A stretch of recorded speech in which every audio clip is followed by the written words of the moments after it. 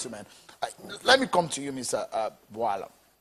What do you think the president should do in the coming days? The question I put to the vice president about the report on the SGF and the DG of NIA, the suspended SGF that is, and he did say very, very soon. A lot of people will think it's over 4 weeks now that that report has been laid on the table of the president and no action, no decision has yet been made. Nigerians are anxious for a president who says he wants to fight corruption. In this case, what do you think he should be doing in the coming days? You see, the president is someone whom everyone knows as a no-nonsense person. He is somebody who is prompt in his way of handling things. He has been hard on Boko Haram. He has been hard on IPOB. But unfortunately, the president is soft on corruption charges relating to his appointees. Now, all the members of the opposition party and other members of the society have come under investigation and prosecution. Imagine this allegation in NMPC. It is so massive. Now, what we will hear in the coming days probably, a committee will be set up, or this whole thing will be given to the vice president with a few other people with him to look into it, and after a while, a report will be submitted, and we will not hear anything. Now, much of these things that are on the table of the president, you don't need to go to heaven and come before you take a decision. So if you were, what decision would you make if you were president? If I were in the position of the president, once there is an allegation brought to my table, the first thing I will do after preliminary investigation is to ask the individuals involved in it to step down pending further investigation. The reason is because, take for example, the NNPC.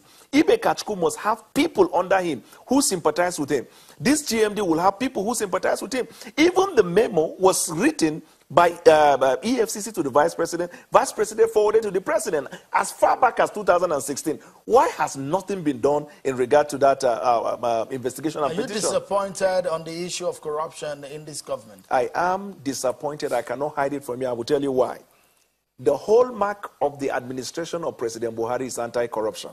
I can forgive him for not getting us right economically. I can forgive him to an extent on some other things, and he said on the global stage, if we don't kill corruption, corruption will kill us. And that endeared him in the minds of the international community. Would you say that anti-corruption war has failed under this government?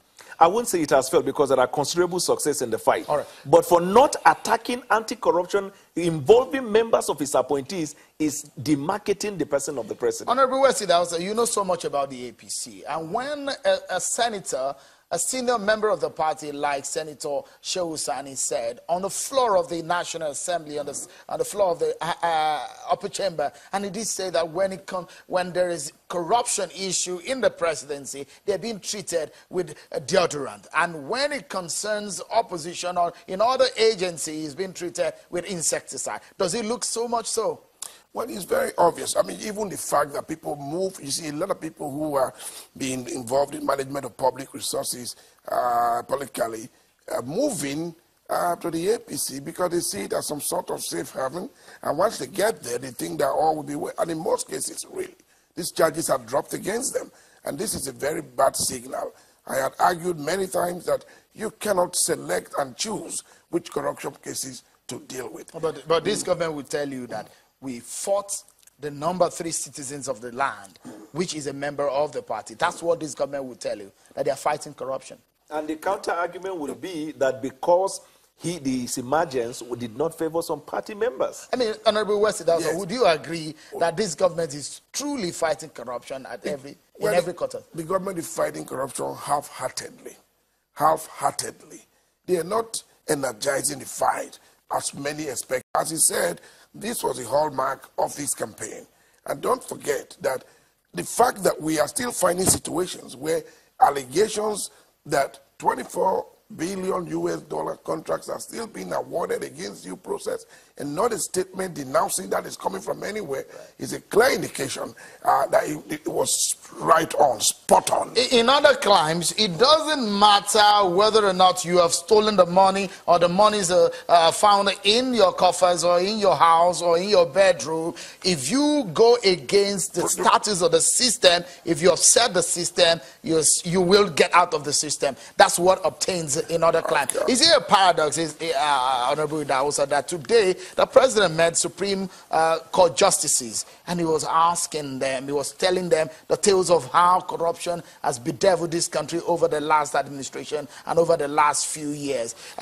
Can the judges today who saw the president really take a step back and say, okay, they believe in what he has told them, considering what is on the table right now? Yeah, well, I think that for some time the judiciary has been stepping up. I mean, the fact that if you look at the energy that the Chief Justice of Nigeria has been putting in, sending circulars out and asking for special procedure to deal with corruption cases, it's very clear that they have answered the call. They are reawakened to join the fight. But the point is, they can only deal with cases that are brought before them. They cannot arrest. But can they believe the president, especially on some of the cases that he has not acted on? Well, they have to look at the president's body language, because if it is contradictory, you say one thing and do another, you confuse the judges. All right. Mr. Bwala, when the president did say, and I want us to round up in the next few seconds, when the president said, look, be patient with us, 2 years down the line, and anti-corruption issues are on the table, what do you make of that statement?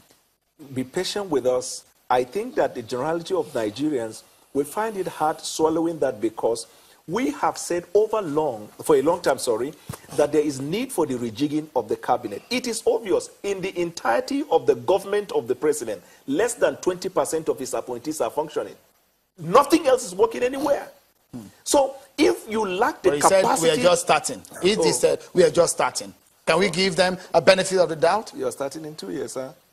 Maybe that's the way we should. Honorable, what's it else? When we say we're just starting. I think the president will be encouraged to do the needful, rejig your cabinet, get your policy priorities right, and do something for the Nigerian people. They look up to you.